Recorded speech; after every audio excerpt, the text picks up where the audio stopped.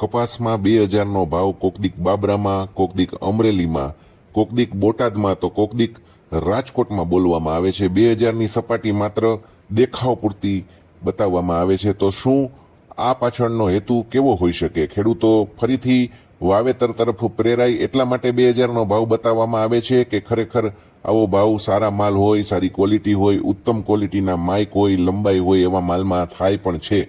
આ એક બહુ મોટો પ્રશ્ન કિસાન વર્તુળમાં ચર્ચાઈ રહ્યો છે। ત્યારે 2000નો ભાવ જોઈને કોઈ વાવેતર કરે તો ભવિષ્યમાં એની શું હાલત થાય એ તમે ખાસ કોમેન્ટ કરજો અને ખાસ જણાવજો, કારણ કે અત્યારે કપાસ વાવવા માટે કોઈ રાજી નથી। છેલ્લા 4 વર્ષમાં જે રીતે મંદી થઈ છે એ પછી ખેડૂતો કપાસના પાકથી કંટાળી ગયા છે। એની અંદર રોગચાળો, ભયંકર ઈયળોનો ઉપદ્રવ, ઉતારાના સમસ્યા, ઘણી બધી સમસ્યાઓ થાય છે। તો ખાસ કહેજો કે આ 2000 રૂપિયાનો જે ભાવ છે એ ખરેખર વાવેતર કરાવવા માટે થાય છે કે પછી ખરેખરો ભાવ છે?